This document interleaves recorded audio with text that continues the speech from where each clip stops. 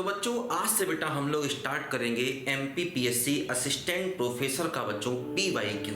देखो बच्चों ध्यान दो, ये 2017 में बच्चों एग्जाम हुआ था, तो इसके बच्चों हम लोग यहाँ पर आज पीवाईक्यू सॉल्व करेंगे। देखो बच्चों ध्यान दो, जैसे कि हायर मैथ्स में मैंने पहले ही बताया था आपको, हायर मैथ्स में क्या होता है बच्चों, क्वेश्चन बहुत लंबे लंबे होते हैं।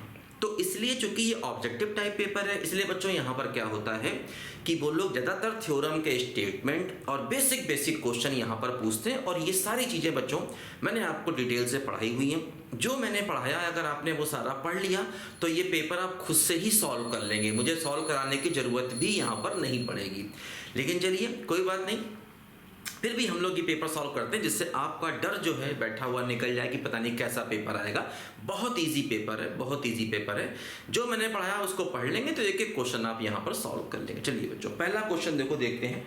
जैसा कि आपको ये सारी चीज़ें मैंने पढ़ाई हुई हैं, फिर भी ज़रूरत पड़ने पर बच्चों मैं आपको पढ़ाऊँगा सारी चीज़ों को। देखो इसमें क्या है, सबसे पहला क्वेश्चन ये है कि विच ऑफ फॉलोइंग। देखो कई बार मैं यहाँ पर केवल क्वेश्चन लिखूंगा और चूंकि इतने क्वेश्चन याद तो रख नहीं सकता, मैं सारे क्वेश्चन लिख के लाया हूँ, तो मैं यहाँ पर बस क्वेश्चन लिखूंगा और चूंकि ओनली वन करेक्ट है तो ऑप्शन बता दूंगा, जरूरत पड़ने पर ऑप्शन लिखूंगा, नहीं तो नहीं लिखूंगा। देखो ध्यान दो, which of following is countable, ठीक है, काउंटेबल, ठीक है, subset of R, countable subset of R. R का क्या काउंटेबल सबसेट, जैसे कि देखो यहाँ पर ए ऑप्शन दिया है आर माइनस क्यू। आर का मतलब रियल नंबर, क्यू का मतलब रैशनल, तो रियल नंबर में से रैशनल निकाल दोगे तो क्या बचेगा, इरैशनल, जो कि काउंटेबल नहीं होता है। दूसरा ऑप्शन इन्होंने दिया है क्यू, क्यू का मतलब क्या हो गया, रैशनल, तो ये हमारा काउंटेबल है और यही यहाँ पर सही भी आंसर है।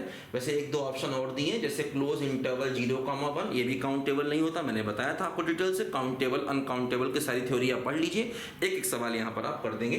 चौथा बच्चों होता है 0,1 इंटरवल है और इंटरसेक्शन r माइनस क्यू, मतलब ये क्या हुआ, इरैशनल। इरैशनल का 0,1 से अगर आप ओपन इंटरवल से इंटरसेक्शन लेंगे तो एक्चुअली वो 0,1 के बीच के इरैशनल नंबर बचेंगे जो कि काउंटेबल नहीं होते हैं। तो इसमें अकेला ऑप्शन बच्चों यहाँ पर जो सही है वो बी सही है, जो कि यहाँ पर काउंटेबल होता है। देखो दूसरा क्वेश्चन बच्चों यहाँ पर इस तरीके से हमको ये दिया गया है, इन्होंने एक सेट दिया है, set of all x such that x belongs to rational number and x square less than 2। और ये पूछा है कि इसमें कई सारे इन्होंने देखो ऑप्शन यहाँ पर दिए हैं, जैसे कि पहला ऑप्शन ये है कि E इज अनबाउंडेड, है ना, इन्होंने मिक्स करके ऑप्शन दिए हैं, E इज अनबाउंडेड।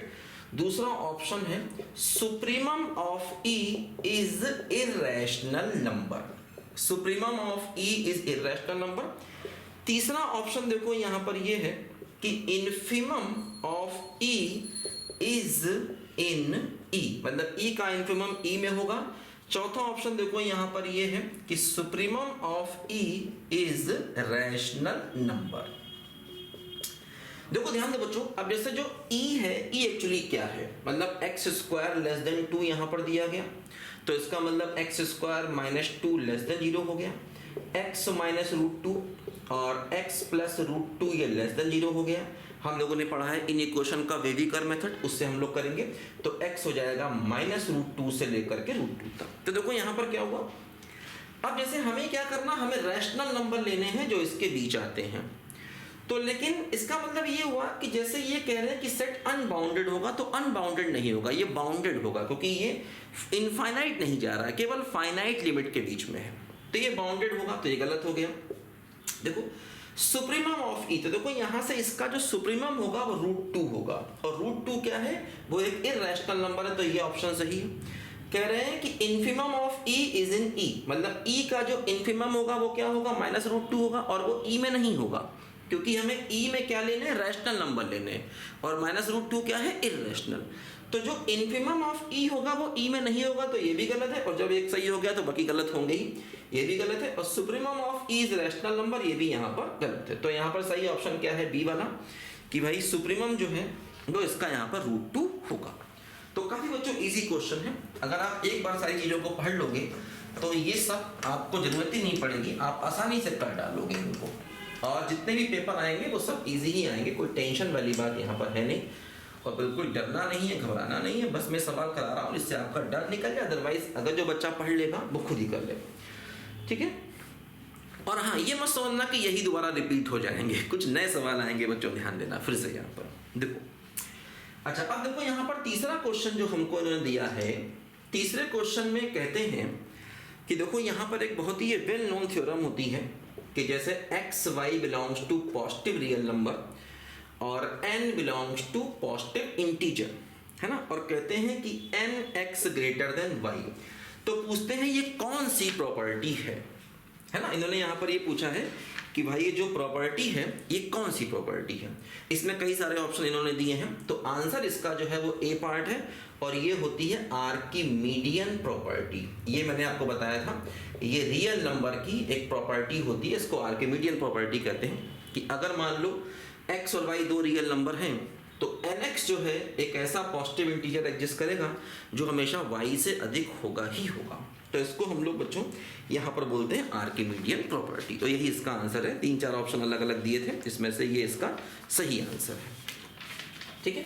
और बाकी ऑप्शन दिए था, जैसे इसको लिखा था बेल्जानो-वेस्ट्रास थ्योरम, और कई सारे ऑप्शन दे दिए। इसको कह दिया था ट्राइकोटोमी लॉ, इसको कह दिया था यहाँ पर एसोसिएटिव लॉ, ऐसे करके ऑप्शन दिए थे। तो वो सारे गलत ऑप्शन थे और सही ऑप्शन यहाँ पर यही आंसर है, वही मैं यहाँ पर लिख रहा हूँ, ठीक है। तो ये हमारा सही आंसर इसका है, ठीक है। देखो फिर देखो यहाँ पर फोर्थ क्वेश्चन है कि set of real numbers, set of real numbers is. देखो ऐसा है ना बच्चों, ये मैंने बताया था रियल नंबर की प्रॉपर्टी में आता है, जो रियल नंबर होता है ये कंप्लीट ऑर्डर्ड फील्ड होता है। कंप्लीट होता है क्योंकि उसकी वजह होती है यहाँ पर जो कॉची सीक्वेंस होती है वो कन्वर्जेंट होती है। अब कंप्लीटनेस का मतलब मैंने समझाया था आपको, अब बेटा वो डिटेल से सारी चीज़ें यहाँ नहीं पढ़ा सकता हूँ, वो मैंने पढ़ाई हुई है, बार बार रेफरेंस दे रहा हूँ, लेकिन आपको उनको पढ़ना होगा, आपको उनको पढ़ना होगा। ये मत समझना कि ये क्वेश्चन कर लूँगा तो मैं एग्जाम क्वालिफाई कर लूँगा, क्योंकि यही नहीं आएंगे, आपको जाकर बेटा बेसिक थ्योरी तो आनी ही चाहिए आपको, क्वेश्चन फिर कुछ चेंज होगा। तो ये होता है ऑर्डर्ड होता है और कंप्लीट होता है। ऑर्डर्ड का मतलब इसमें हम ग्रेटर की बात करते हैं कि एक रियल नंबर दूसरे से ग्रेटर या लेस हो सकता है। तो इसमें कई सारे ऑप्शन थे, एक में था खाली ऑर्डर्ड, एक में था कंप्लीट, एक में था नॉट कंप्लीट, और सी ऑप्शन जो था ये था कंप्लीट ऑर्डर्ड फील्ड। तो यही बच्चों इसका यहाँ पर सही आंसर था। ये कंप्लीट ऑर्डर्ड फील्ड है, ये फील्ड भी है, ऑर्डर्ड भी है और कंप्लीट भी है। यही इसका बच्चों यहाँ पर सही आंसर था। तो ये सी ऑप्शन इसका सही आंसर था। बाकी ऑप्शन मैं लिख नहीं रहा हूँ, वो आप समझ जाएंगे, बेकार है, गलत है सारे, ठीक है। देखो क्वेश्चन नंबर 5 बच्चों यहाँ पर ऐसे करके था कि R इज रियल नंबर। इन्होंने कहा है कि R जो है वो रियल नंबर का सेट है, और हम जानते भी हैं R रियल नंबर का सेट होता है। और A क्या है? A इन्होंने कहा है अनकाउंटेबल है। A क्या है? A इन्होंने कहा है अनकाउंटेबल है। तो कहते हैं कि R माइनस A क्या होगा। तो देखो ध्यान देना, एक्चुअली सच्चाई तो ये है कि R माइनस A के बारे में हम कुछ नहीं कह सकते, क्योंकि अगर ये रियल नंबर है और ये अनकाउंटेबल है, जैसे कि मान लो अगर मैं A को इर्रेशनल नंबर ले लूँ तो R minus A irrational number क्या बचेगा? रैशनल, वो काउंटेबल हो सकता है। अगर मान लो मैं A को ओपन इंटरवल ले लूँ 0,1, तो ये क्या हो गया, है ना। अगर मान लीजिए मैं R को फॉर एग्जाम्पल खाली मैं ये सेट ले लूँ, A को मैं खाली 1 ले लूँ, तो देखो ये काउंटेबल हो गया। लेकिन अगर मैं R माइनस A करूंगा तो क्या बचेगा? ये बचेगा माइनस इन्फिनिटी टू 1 और यूनियन 1 टू इन्फिनिटी, ये अनकाउंटेबल हो गया। तो इसका मतलब R माइनस A के बारे में कुछ नहीं कह सकते। तो इसमें एक ऑप्शन था यहाँ पर नन ऑफ दीज, और वही इसका सही आंसर था कि ये रियल नंबर है और ये अनकाउंटेबल है। तो R माइनस A के बारे में हम लोग यहाँ पर कुछ नहीं कह सकते, ठीक है। देखो अगला जो बच्चों यहाँ पर क्वेश्चन है 6 क्वेश्चन, वो मतलब जो भी प्रॉपर्टी हम रियल नंबर में पढ़ते हैं वो सब इन्होंने यहाँ पर पूछी हुई हैं, और कुछ नहीं, इजी है सारा, बेसिक सारी चीज़ें हैं, है ना। इसे आप कर लेंगे तो आसानी से आप क्वेश्चन को यहाँ पर कर सकते हैं, ठीक है। लेकिन ध्यान रखना यही दोबारा नहीं आ जाएंगे, फिर नए सवाल आएंगे, इसलिए बेसिक थ्योरी का बच्चों पढ़ना और आना बहुत ज़रूरी है आपके पास, ठीक है। सारी चीज़ें हैं, आप उसको पढ़ लीजिए पहले अच्छे से।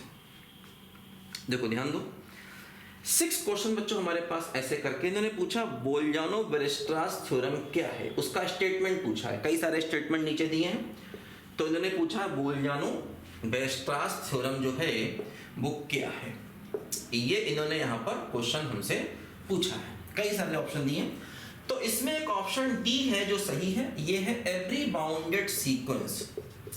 ठीक है, every bounded sequence has convergent subsequence. तो ये आप याद रखो, ये इसका स्टेटमेंट होता है, ठीक है, हैज ए कन्वर्जेंट सबसीक्वेंस, है ना। बोल जानो वीयरस्ट्रास थ्योरम क्या है, कई सारे ऑप्शन दिए हैं जिनमें से सही ऑप्शन जो है वो डी ऑप्शन है, और वो क्या होता है, every bounded sequence has convergent subsequence.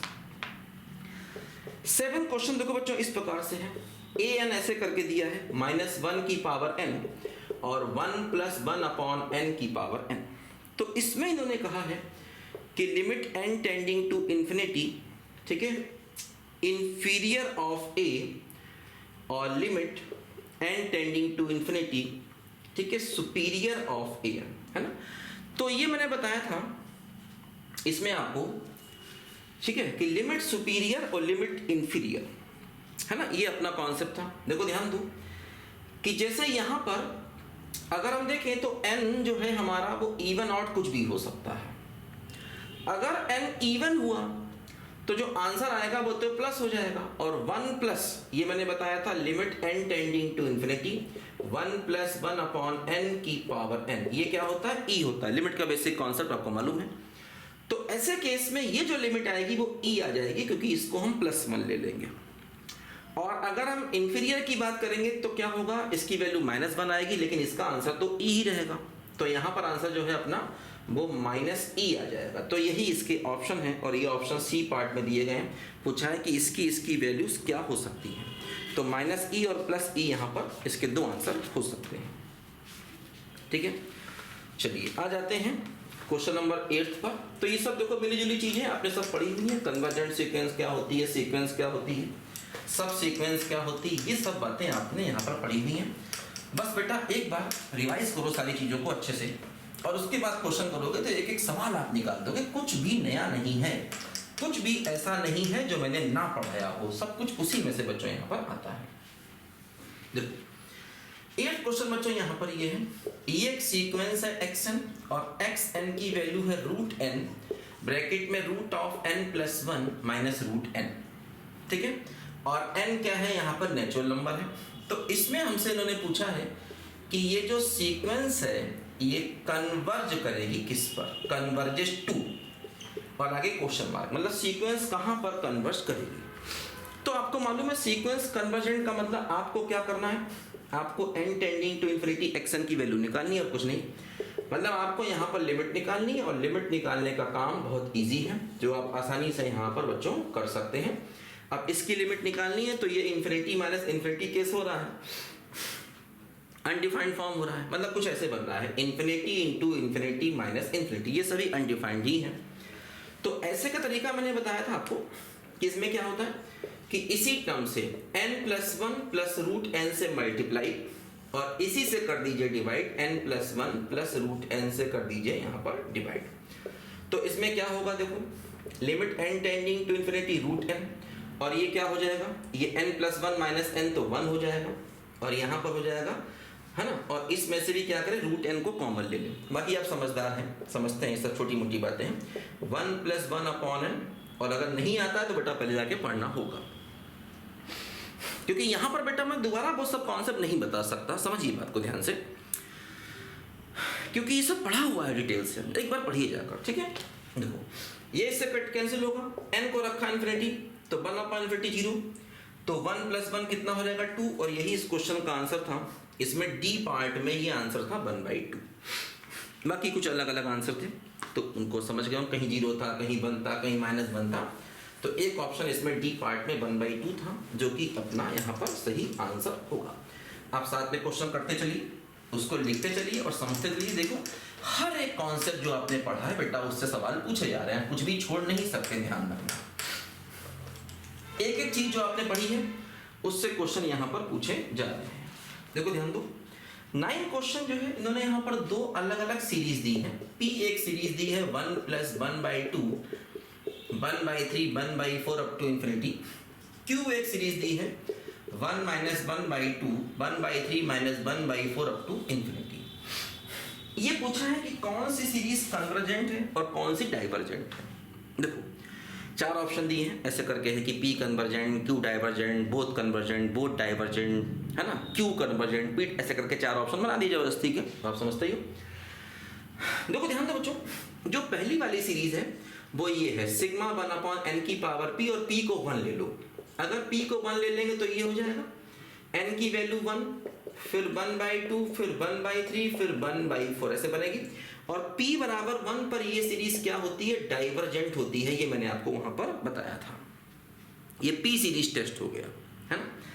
अच्छा, ये वाली सीरीज देखो ध्यान दो, इसमें चूंकि प्लस माइनस है तो अल्टरनेट सीरीज है ये, और ये भी मैंने आपको समझाया था अल्टरनेट सीरीज के बारे में। वैसे अगर हम ध्यान दें क्या होता है, मैंने समझाया भी था कि log ऑफ 1 + x ऐसे करके होता है, x - x² 2 + x³ 3 and so on. x को अगर मैं 1 रखूंगा तो ये log 2 आ जाएगा, ये 1 - 1/2 + 1/3। देखो इसका मतलब ये हुआ इस सीरीज का जो समेशन है log 2 हो गया। और अगर उस सीरीज का हम समेशन इनफाइनाइट तक निकाल सकते हैं तो वो सीरीज क्या हो गई, कन्वर्जेंट हो गई। तो यहाँ पर Q सीरीज कैसी हो गई, कन्वर्जेंट हो गई। वैसे ही मैंने बताया था कि अल्टरनेट प्लस माइनस है और टर्म की मॉडुलस लगातार कम हो रहा है, और n टेंडिंग टू इन्फिनिटी करेंगे 1/n की वैल्यू 0 हो जाएगी, तो ये सीरीज कन्वर्जेंट होती है ना। तो Q कन्वर्जेंट हो गया और P सीरीज डाइवर्जेंट हो गया, और इसमें ये ऑप्शन A था, ठीक है। तो ये ए ऑप्शन यहाँ पर हमारा सही आंसर हो जाएगा। अगला क्वेश्चन बच्चों जो है वो यहाँ पर 10 क्वेश्चन देखो है, हम लोग करेंगे सारे क्वेश्चन करेंगे, टेंशन नहीं करना है एक करके।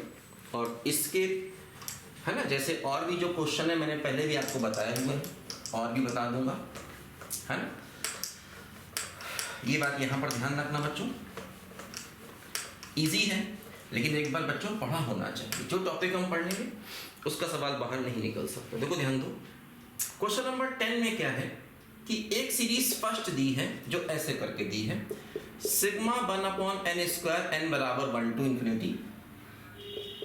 एक सीरीज सेकंड दी है सिग्मा n/n+1 n बराबर 1 to ∞। देखो अब ये पूछा है कौन सी कन्वर्जेंट कौन सी डाइवर्जेंट। देखो ध्यान दो, जैसे इसमें अगर हम समझें तो सिग्मा 1/n की पावर p वाला केस है और p की वैल्यू यहाँ 2 है। चूंकि p की वैल्यू ग्रेटर देन 1 है तो मैंने बताया था p ग्रेटर देन 1 पर ये सीरीज हो जाती है हमारी कन्वर्जेंट, और p लेसर इक्वल टू 1 पर ये p सीरीज हो जाती है डाइवर्जेंट। p अगर 1 से बड़ा है तो ये सीरीज कन्वर्जेंट, और अगर p लेसर इक्वल टू 1 है तो ये सीरीज हो जाती है डाइवर्जेंट। तो खैर ये सीरीज हमारी हो गई कन्वर्जेंट। इसको देखें, थोड़ा सा अलग टाइप की सीरीज है लेकिन थोड़ा दिमाग लगा लें। n+1 - 1 इसमें कर दें अगर हम, तो ये क्या हो जाएगा, ये 1 - 1/n+1 हो जाएगा। सिग्मा 1 तो खैर कांस्टेंट है तो उससे फर्क नहीं पड़ेगा। ये ऐसे करके देखो यहाँ पर क्या होगा कि n की वैल्यू चूंकि यहाँ पर वेरी कर रही है, ठीक है, 1 से लेकर के इन्फिनिटी तक। तो इस मेन सीरीज को देखो, ये तो कांस्टेंट है, तो इसमें क्या होगा, ये 1/2 1/3। और हमने देखा था कि इस टाइप की सीरीज क्या होती है, डाइवर्जेंट। भाई देखो इसमें अगर मैं प्लस माइनस कर दूं तो फर्क नहीं पड़ने वाला। ये भी पिछले क्वेश्चन में देखा था हम लोगों ने। इस टाइप की जो सीरीज है इसको हार्मोनिक सीरीज भी कहते हैं, क्योंकि एपी का उल्टा है। 1 2 3 4 ये एपी हो गई, इसका उल्टा करके जोड़ोगे तो क्या हो गया, हार्मोनिक प्रोग्रेशन वाली सीरीज हो गई, और ये हमेशा डाइवर्जेंट होती है। तो इसका मतलब ये पूरी सीरीज भी डाइवर्जेंट हो गई, क्योंकि साथ में इसके प्लस माइनस है उनसे फर्क नहीं पड़ता। कांस्टेंट टर्म अगर हम प्लस माइनस करते हैं तो फिर सीरीज के कन्वर्जेंस डाइवर्जेंस पर फर्क नहीं पड़ता, ध्यान देना, ठीक है। और ये हो गई कन्वर्जेंट, मतलब पहली क्या है कन्वर्जेंट और दूसरी क्या है नॉट कन्वर्जेंट। ये बात यहाँ पर ध्यान दीजिए। अच्छा आगे बढ़े बच्चों, देखो यहाँ पर हम लोग अगला क्वेश्चन जो है वो यहाँ पर हम लोग देखेंगे क्या होगा। अगला क्वेश्चन जो है वो यहाँ पर अपना 11 क्वेश्चन है। जिंदगी प्यार का गीत है, इससे हर दिल। देखो 11 क्वेश्चन क्या है, एसएन करके एक सीरीज दी गई है और ये सीरीज हमें जो है वो n टर्म्स तक दी गई है ना। एसएन करके बच्चों एक सीरीज दी गई है, ये सीरीज n टर्म्स तक दी गई है। तो एक्चुअली इसको भी इन्होंने एक सीक्वेंस बना दिया, मतलब इस सीरीज को भी इन्होंने सीक्वेंस बना दिया, है ना। जैसे कि भाई ये nth टर्म हो गया, अब ये nth टर्म हो गया तो इसको इन्होंने एक सीक्वेंस मान लिया। ये अपने आप में एक सीरीज है n टर्म्स तक, लेकिन जो Sn है उसकी वैल्यू निकालेंगे तो कुल मिला के ये फिर से एक सीक्वेंस बन जाएगी। तो इसमें इन्होंने दो चीज़ें पूछी हैं कि ये इंक्रीजिंग होगा, है ना, या डिक्रीजिंग होगा। ठीक है, दूसरा पूछा है कि बाउंडेड होगा या अनबाउंडेड होगा। दो बातें इन्होंने यहां पर देखो पूछी हैं। देखो ध्यान दो, जैसे इसमें क्या होगा कि अगर हम Sn प्लस माइनस Sn करेंगे तो इसकी वैल्यू पॉजिटिव आएगी। Sn प्लस का मतलब n की जगह n+1 कर देना, तो इसकी वैल्यू पॉजिटिव आएगी, मैंने समझाया था। तो ऐसे केस में ये सीरीज हमारी कैसी हो गई, इंक्रीजिंग हो गई। अच्छा, अगर हम इसमें n टेंडिंग टू इन्फिनिटी तक लिमिट लें तो देखो एक्चुअली क्या है, ये ऐसे करके बनेगा, ये ऐसे करके इन्फिनिटी तक जाएगी। और ये हम जानते हैं ये e की पावर 1 का एक्सपेंशन है इन्फिनिटी तक, क्योंकि e की पावर x जो है ये 1 plus x upon 1 factorial x² ऐसे करके होता है ये। तो जब ये एक्सपेंशन इन्फिनिटी तक जाएगा, मतलब x की जगह हम 1 लिख देंगे तो वही चीज़ यहाँ पर आ जाएगी। तो इसका मतलब इसकी वैल्यू फाइनाइट आ रही है, तो ये इंक्रीजिंग तो है लेकिन साथ साथ ये बाउंडेड भी है। तो इसका सही आंसर हो गया इंक्रीजिंग एंड बाउंडेड। ये सीरीज कैसी है, इंक्रीजिंग है और बाउंडेड है, और ये इसका सही ऑप्शन है। ऑप्शन नंबर क्या है मुझे नहीं पता, जो भी ऑप्शन नंबर हो वो देख लेगा।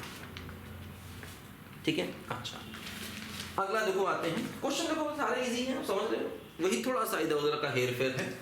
अब वो तो बेटा मैथ्स में थोड़ा करना ही पड़ता है, जब आप पढ़ोगे चीज़ों को दिमाग लगाओगे तो ये चीज़ें जो हैं वो आपको फटाफट दिमाग में आने लग जाएंगी। ठीक है, तो टेंशन नहीं करना, हम लोग कर लेंगे, सारे PYQ करेंगे आसानी से, है ना। अब आप देख ही रहे हो कि ये अगर आप पढ़ा हुआ होगा ना तो बेटा ये सब निकाल लोगे आप, इसमें कुछ ऐसा है नहीं। बस एक बार हमें जा करके अपनी चीज़ों को पढ़ने की ज़रूरत है। अगर हमने वो पढ़ लिया तो ये सब चीज़ें हम बड़ी आसानी से निकाल लेंगे। देखो ध्यान दो, 12 बच्चों क्वेश्चन है, कहते हैं कंटिन्यूअस फंक्शन है, एक कंटिन्यूअस फंक्शन है defined on close interval AB। हालांकि ऐसा भी कह सकते हैं कि वो क्लोज इंटरवल AB पर कंटिन्यूअस है ना। कहते हैं अटेन्स, अटेन्स कई ऑप्शन है, मतलब कहते हैं कि भाई सुप्रीमम, फिर कहते हैं कि भाई इन्फीमम, फिर कहते हैं कि सुप्रीमम एंड इन्फीमम बोथ, फिर कहते हैं कि नन, ऐसे करके 4 ऑप्शन है। मतलब एक कंटिन्यूअस फंक्शन है जो कि इस इंटरवल पर डिफाइन है, तो उसको अपना सुप्रीमम और इन्फीमम मिलेगा या नहीं मिलेगा। तो दिमाग क्या कहता है भाई, अगर कंटिन्यूअस फंक्शन है और ये क्लोज इंटरवल कैसा है, फाइनाइट इंटरवल है, तो अगर एक कंटिन्यूअस फंक्शन इसको आप कैसे भी बना दीजिए तो इसको अपना सुप्रीमम इन्फीमम मिलेगा, क्योंकि फंक्शन कंटिन्यूअस है ना। तो इसका मतलब ये है कि इसको अपना सुप्रीमम और इन्फीमम दोनों मिलेगा। वैसे ये अपने आप में थ्योरम भी होती है फंक्शंस में कि कंटिन्यूअस फंक्शन जो है attains it's supremum and infimum both. Question number 13 बहुत ही इजी बच्चों वाला क्वेश्चन है। एक फंक्शन दिया है, अब देखो ये सब भी आते हैं बेटा, x+1। इस फंक्शन का हमसे डोमेन पूछा है, ये कहा है कि कंटिन्यूअस फॉर, मतलब दूसरे शब्दों में डोमेन ही पूछा है कि x की किस वैल्यू के लिए ये कंटिन्यूअस है। This function is continuous for what values of x, x की किस वैल्यू के लिए ये कंटिन्यूअस है। दूसरे शब्दों में डोमेन पूछा है, क्योंकि लॉग फंक्शन अपनी डोमेन पर कंटिन्यूअस होता है। तो इसकी डोमेन क्या हो गई, x+1 greater than 0, x greater than -1। तो इसका आंसर हो गया -1 से इन्फिनिटी। तो देखो यहाँ पर ये C वाला ऑप्शन इसका सही हो गया, है ना। तो मतलब x की किस वैल्यू के लिए कंटिन्यूअस है, और हम जानते हैं कि लॉग फंक्शन अपनी डोमेन पर हमेशा कंटिन्यूअस होता है। तो ये हो गया -1 टू इन्फिनिटी पर हमारा फंक्शन कंटिन्यूअस। ठीक है,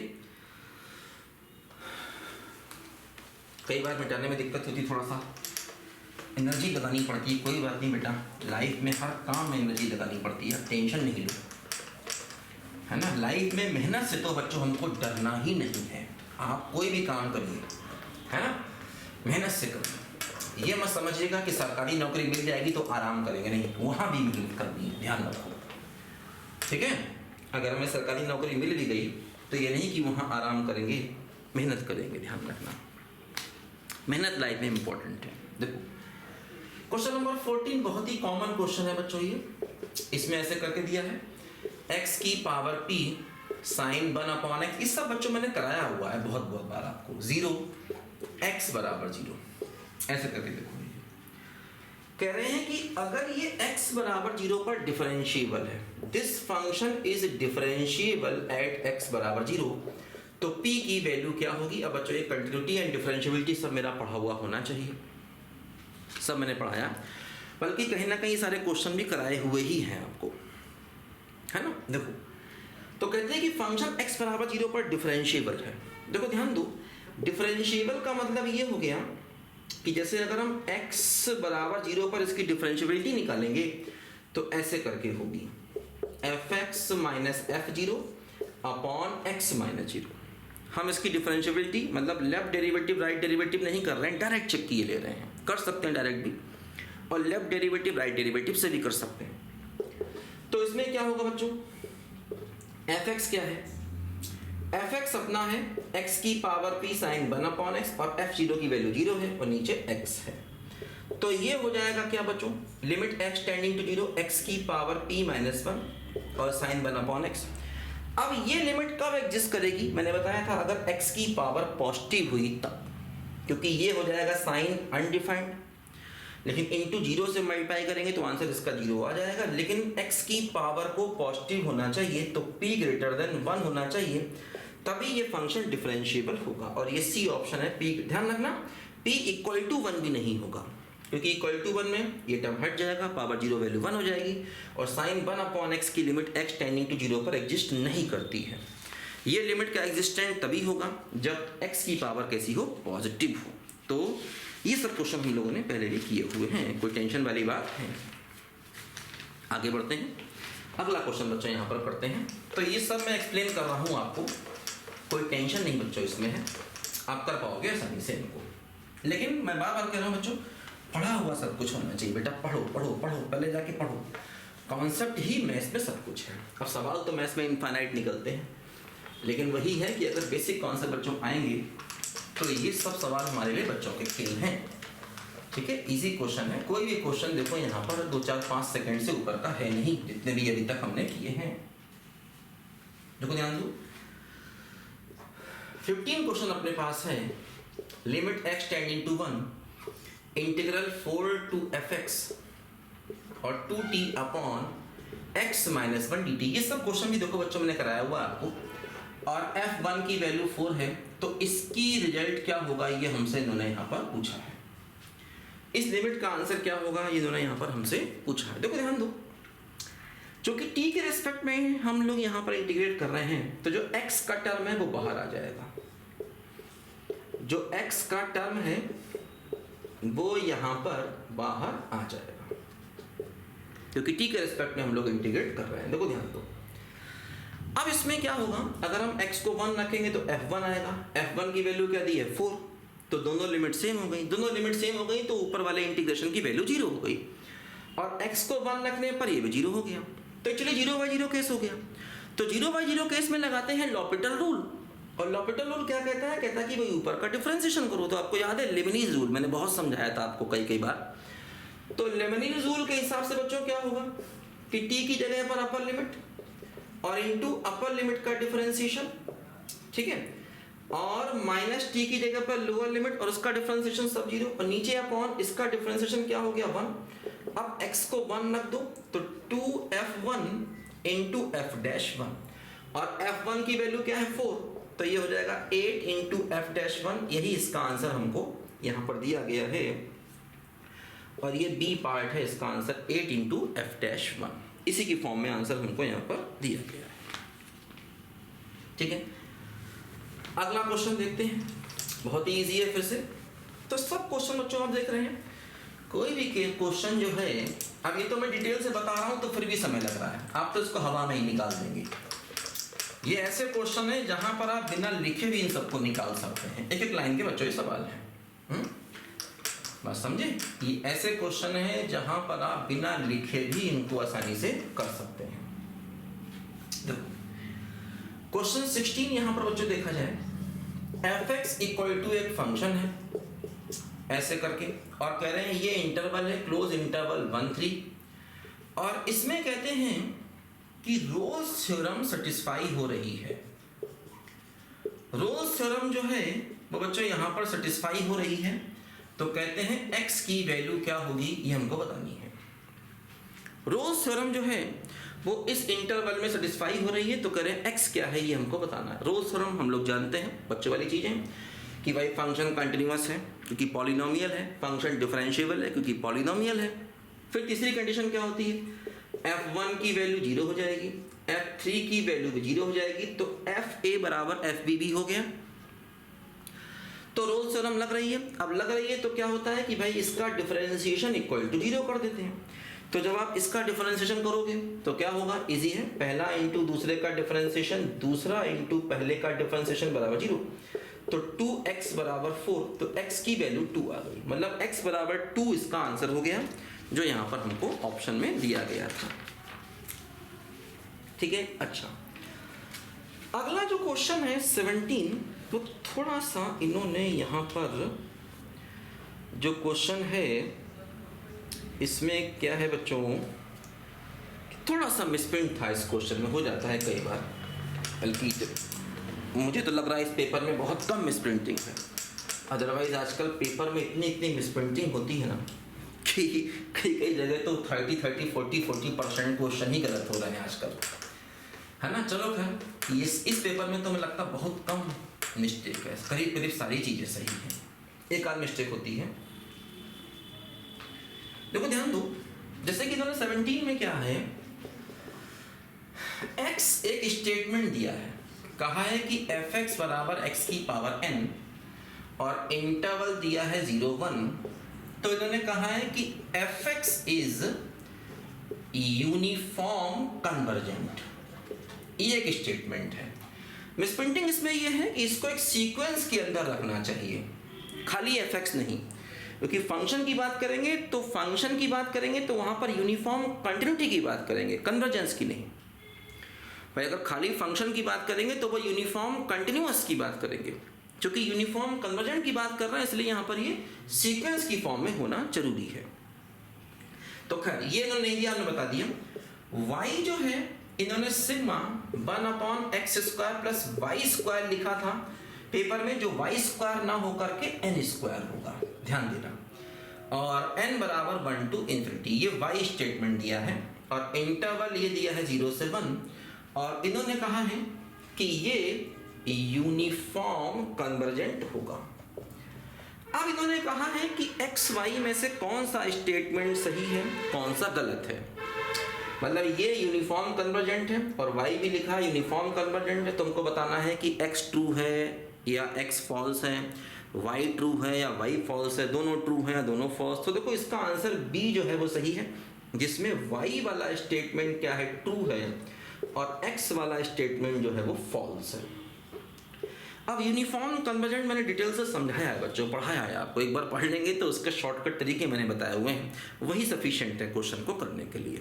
अगर उसके आप शॉर्टकट तरीके आपको मालूम है तो वही सफिशिएंट। देखो क्या है, मैं शॉर्ट में बताता हूँ कि ये जो सीक्वेंस है इसमें अगर मैं limit n tending to infinity निकालूंगा x की पावर n पर, तो देखो इसमें ये इंटरवल दिया है। अगर मैं x को 0 लूंगा तो वैल्यू 0 हो जाएगी, x को 0 1 के बीच में लूंगा तब भी वैल्यू 0 हो जाएगी, अगर x को 1 लूंगा तो वैल्यू 1 हो जाएगी। देखो यहाँ पर लिमिट अलग आ गई।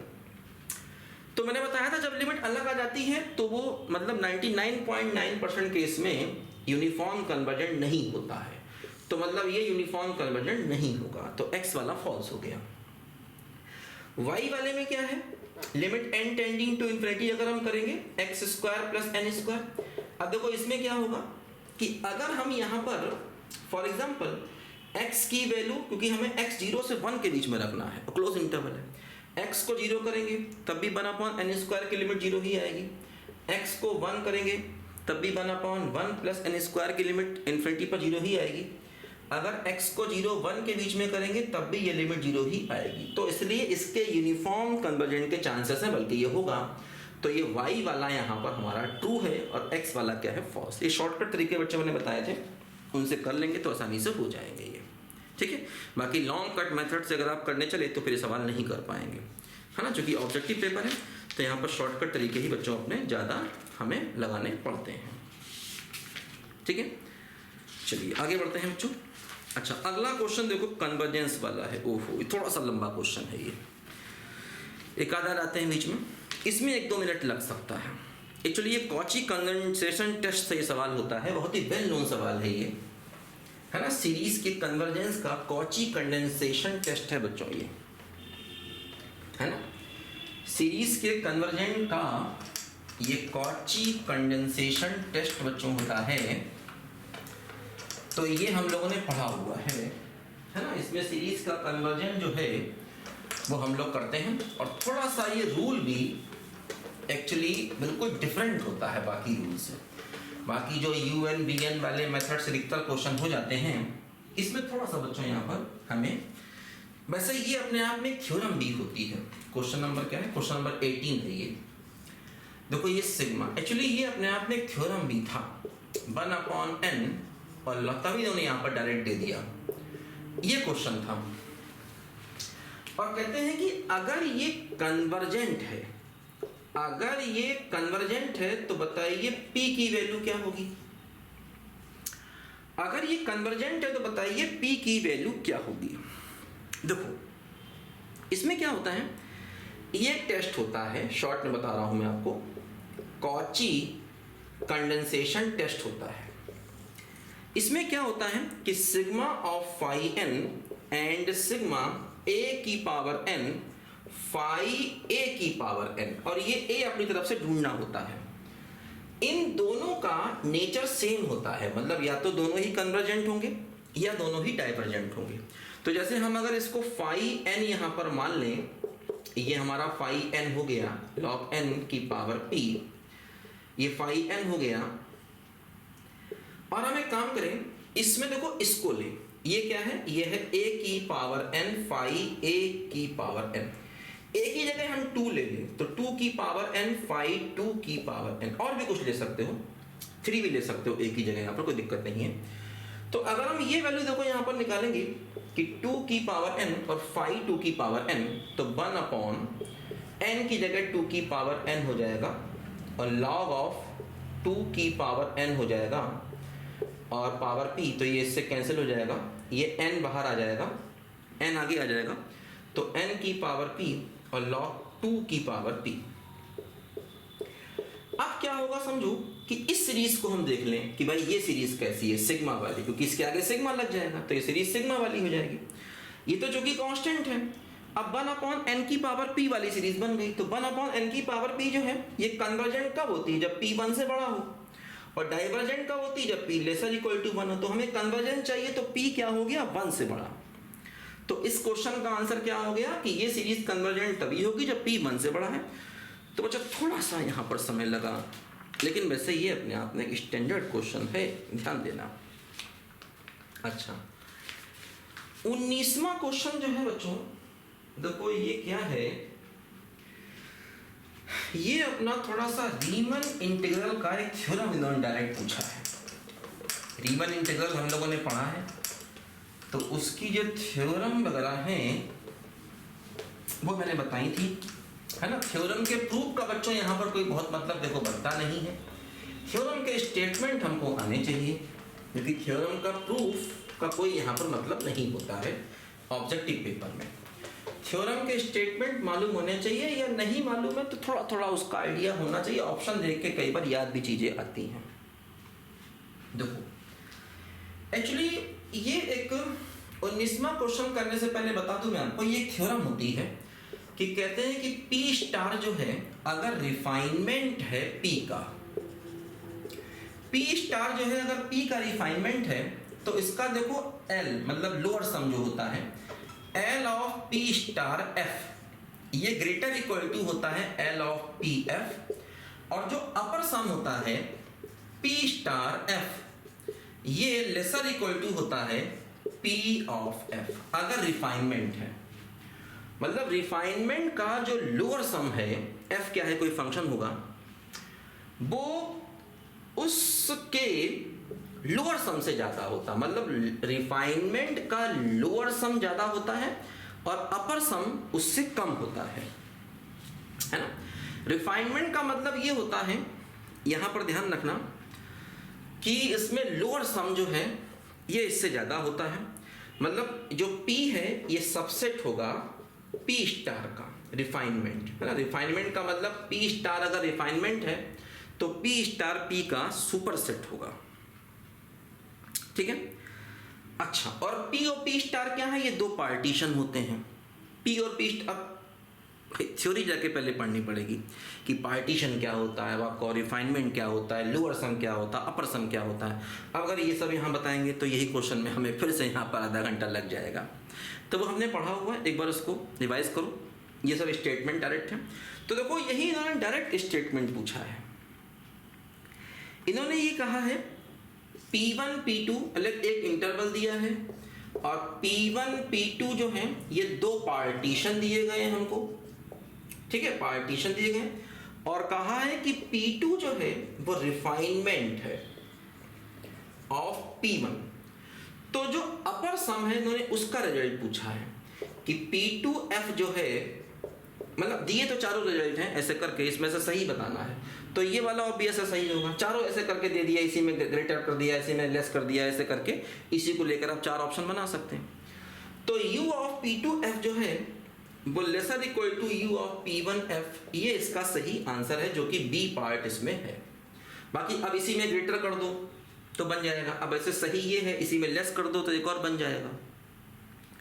ऐसे करके इन्होंने चार ऑप्शन देखो यहाँ बना दिए हैं, और वो ऑप्शन में ये वाला ऑप्शन जो है वो हमारा सही आंसर है, ठीक है। ये हमको यहाँ पर आना चाहिए बच्चों।